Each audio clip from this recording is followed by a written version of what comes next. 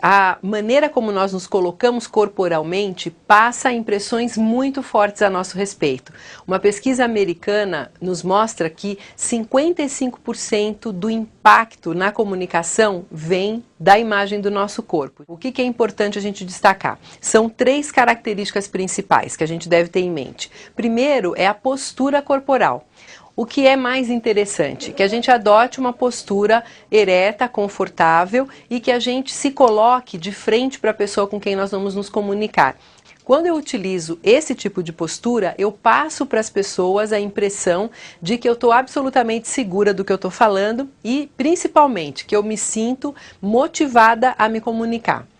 Se eu tenho, por exemplo, insegurança em relação ao que eu vou falar, é comum que eu me coloque numa postura mais humilde ou numa postura mais caidinha. Se eu estou dessa forma falando com vocês, seguramente vocês vão ficar com a impressão de que eu não estou lá muito certa do que eu estou dizendo. Então, é uma postura que não vai passar a firmeza que é necessária, principalmente numa reunião de negócios, no meio profissional. Isso vai desmentir qualquer fala mais otimista do tipo, estamos no controle pleno da situação. É claro que o que vai chamar mais atenção é essa postura derrotada e não a fala propriamente ou esse conteúdo otimista dizendo que as pessoas estão no controle da situação.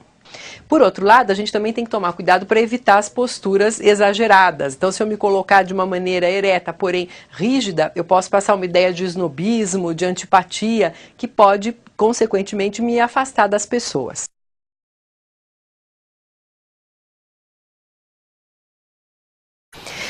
Em relação aos gestos, o que é importante a gente destacar? O gesto, ele é natural na comunicação, ele faz parte da nossa comunicação. A gente usa basicamente 2 tipos de gestos de maneira natural. O primeiro é o gesto que acompanha a ênfase.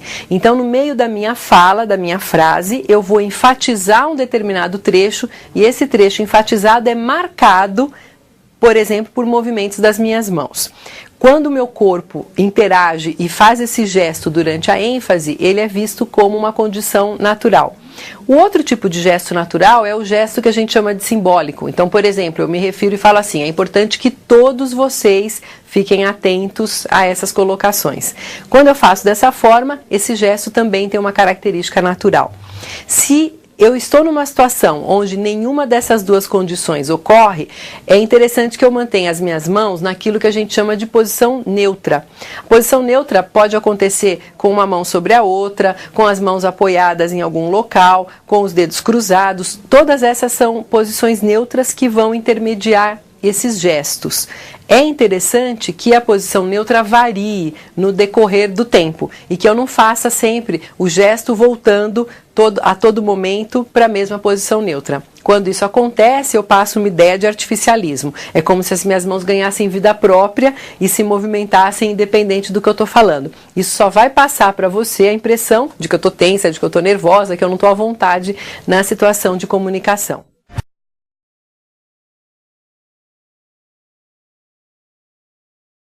O terceiro ponto diz respeito à expressão facial.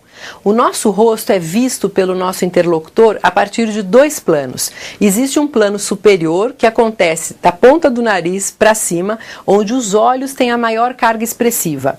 E existe um segundo plano, que é o plano inferior, da ponta do nariz para baixo, onde a boca é responsável pela maior expressão. É interessante que a gente passe para as pessoas a impressão de harmonia desse conjunto. Então eu falo movimentando a minha boca, fazendo movimentos com os olhos, com a testa e etc., que devem se harmonizar e serem coerentes entre si.